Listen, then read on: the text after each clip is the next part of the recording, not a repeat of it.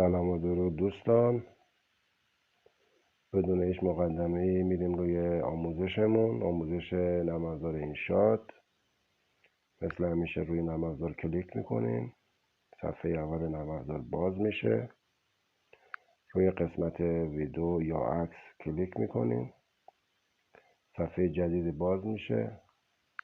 نیو یا جدید رو انتخاب میکنیم. از بین ویدیوها یا عکسامون اون ویدئویی که مد نظرمون هست رو از داخل گالری پیدا میکنیم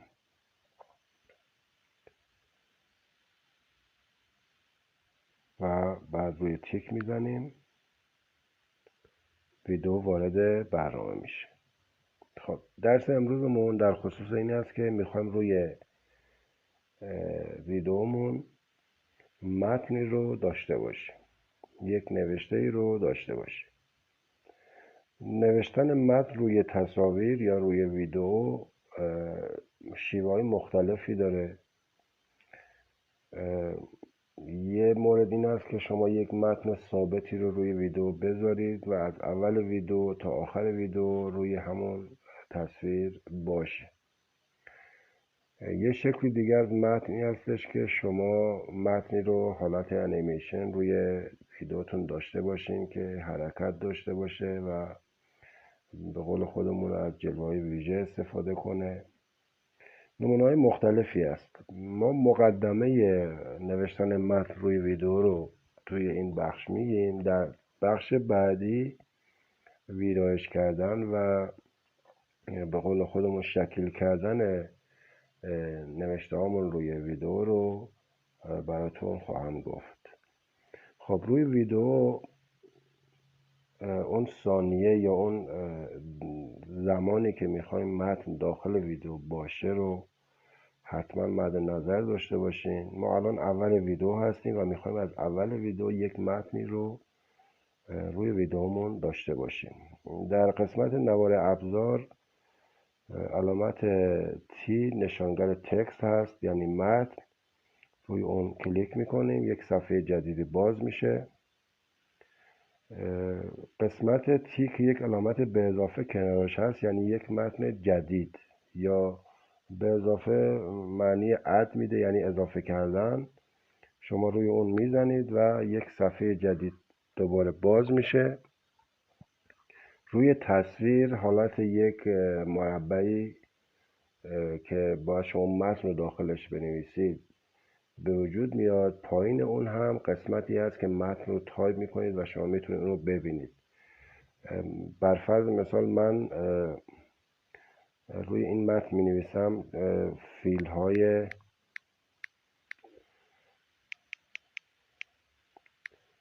فیل‌های آفریقایی.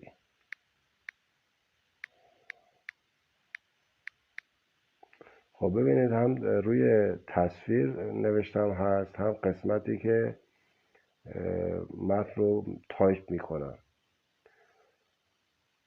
بعضی از تغییرات رو شما میتونید روی تصویر همون متن رو بگیرید و حرکت بدید. الان من دارم متن رو حرکت میدم. حالا اینو روی تصویر خیلی راحت تر میتونید اندازش رو هم تغییر بدید. ببینید اینا کارهای راحتی است که روی تصویر خودتون میتونید انجام بدید، یا متن رو بچرخونید اگه دوست داشته باشید به این صورت.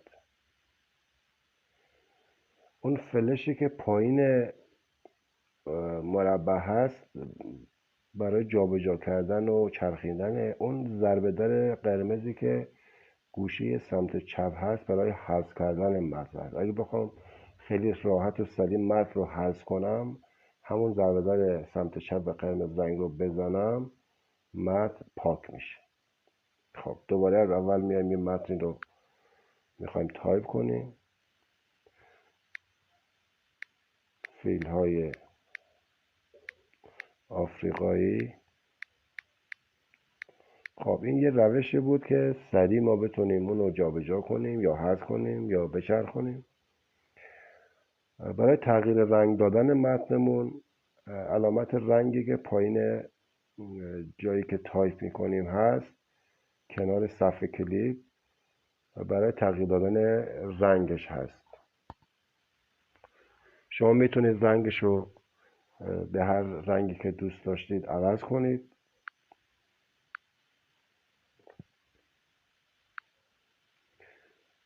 پشت زمینه یا بک‌گراند متنمونم حالا این نکات رو میخوام تو بخشای بعدی براتون بگم، ولی همین رو بدونید که بک‌گراند متنمونم باز میتونیم رنگش رو عوض کنیم. یعنی الان رنگش زرد هست، من رنگش رو قرمز میکنم.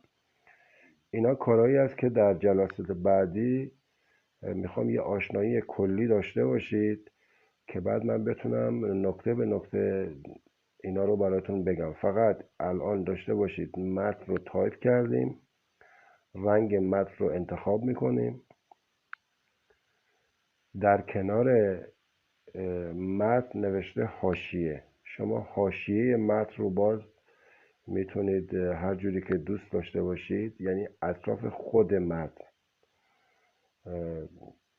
بک‌گراند متن رو نمیگم، اطراف خود متن رو شما میتونید با رنگ مختلفی حاشیه بذارید.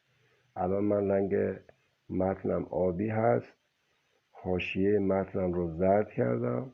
میتونم مثلا قرمز بکنم، میتونم صورتی بکنم. خب الان زرد رو میذارم که مشخص تر باشه. سایه میتونیم بذاریم برای متنمون. حالا سایه هر جوری که هر رنگی که دوست دارید انتخاب میکنید. الان من رنگ مشکی رو انتخاب کردم چون سایه بیشتر معلوم میشه.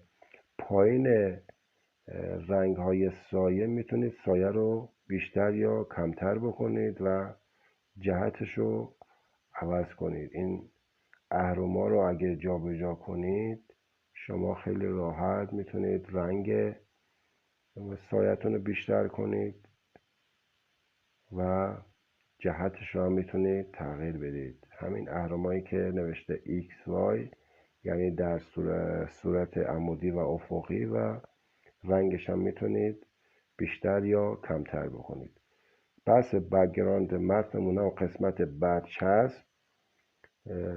دوستان عزیز قبلش اینو بگم، من به خاطر این گزینا رو فارسی میگم چون در جلسه اول بهتون گفتم که زبان نرم افزار رو از انگلیسی به فارسی تغییر بدید و هدف این درس منم این هستش که به زبان ساده آموزش بدیم. نمیخوام خیلی تخصصی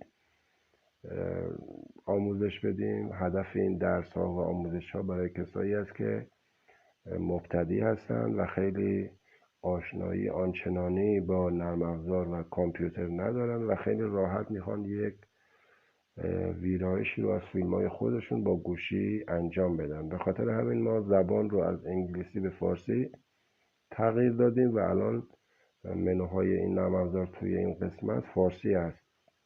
قسمت برچسب پایینش شکل‌های مختلفی، حالت مستطیل، حالت بیضی، حالت مستطیل بدون رنگ یعنی بدون بک‌گراند و شکل‌های دیگه هم هستن. شما میتونید هر کدوم از اینا رو که دوست داشتید انتخاب کنید برای بک‌گراند متنتون و رنگش هم باز از قسمت رنگ عوض کنید. الان من رنگش رو عوض میکنم، شما ببینید. شکلش هم از پایین صفحه میتونید انتخاب کنید. من الان مثلا بیضی رو انتخاب کردم، رنگش هم سبز میزنم. میبینید که بک‌گراند متنمون سبز رنگ شد و شکل اون بک‌گراند هم حالت بیضی شد. حالا اگه بخوام مستطیل باشه باز شکل مستطیل رو انتخاب میکنم و به همین شکل شما میتونید انتخاب کنید. اگه میخواد بدون رنگ باشه هم باز اون بیضی یا مستطیل بدون رنگ رو در سمت چپ انتخاب کنید، باز خیلی راحت میتونید اینا رو تغییر بدید. خب الان من بیضی همراه با رنگ سبز رو انتخاب میکنم. رنگ متن هم خب قبلا بهتون گفتم.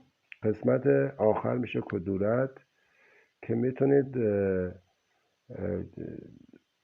در خصوص بک‌گراند متنمون این کدورت این رنگ یا به قول خودمون شفافیت این رنگ رو تغییر بدید، بیشتر کنید یا کمتر کنید.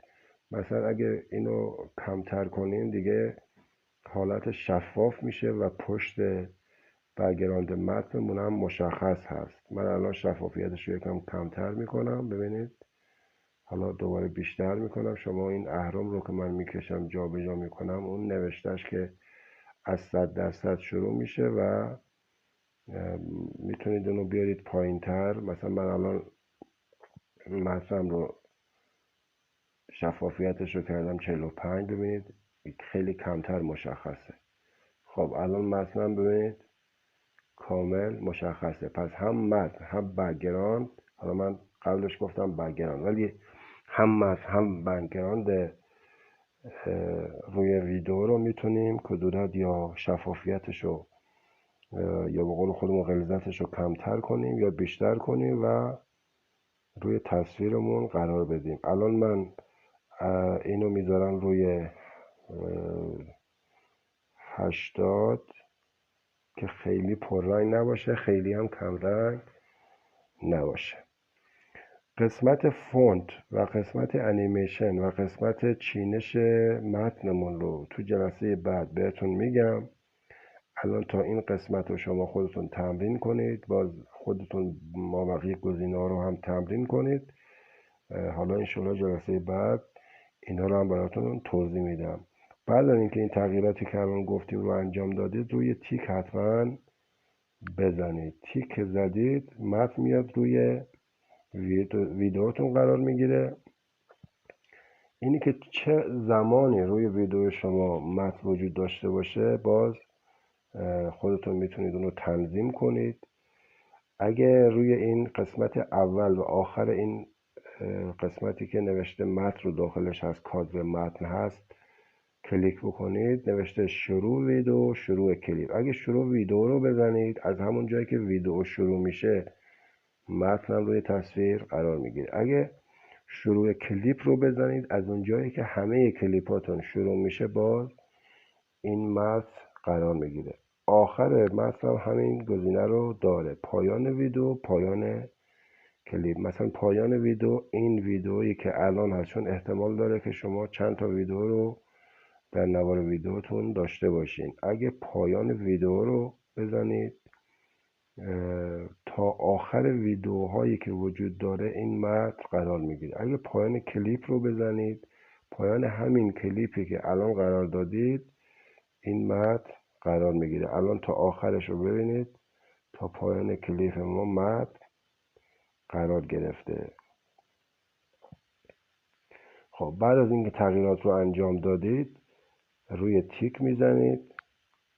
الان متن ما روی تصویرمون هست. فقط برای اینکه از روی صفحه متن اومدید بیرون و دوباره خواستید یه تغییراتی رو انجام بدید، همون روی تی میزنید روی نوار ابزار و موقعی که صفحه جدید اومد، شما قسمتی که متنتون رو نوشتید و میشناسید اونو میزنید، کلیک میکنید، حالت انتخاب میشه. این انتخاب شدن خیلی مهمه و میتونید مثلا اونو جابجا کنید یا اندازش رو تغییر بدید، هر جوری که خودتون مد نظر دارید.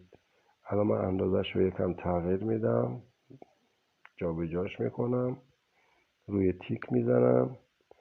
الان یه بار چک میکنیم، ببینید از اول فیلممون، از اول ویدیومون، اون چیزی که متنی که نوشتیم قرار داره. الان اگه بخوایم اینو تغییر بدیم همینجوری تغییر نمیکنه، باید حتما متن انتخاب بشه و اونو جابجا کنید یا اندازش رو تغییر بدید. پس الان متن روی تصویر قرار گرفت. این مقدمه برای نوشتن متن روی ویدیو. در جلسه بعدی سعی میکنیم که نکات بیشتری رو از این تنظیمات متن برای شما بگم. بعد از اینکه کاراتون رو انجام دادید، مثل همیشه روی قسمت ذخیره سازی میزنید و اون کیفیتی که دوست دارید رو انتخاب میکنید و ویدیوتون رو ذخیره میکنید. موفق و پیروز باشید تا جلسه بعد. خدا نگهدار.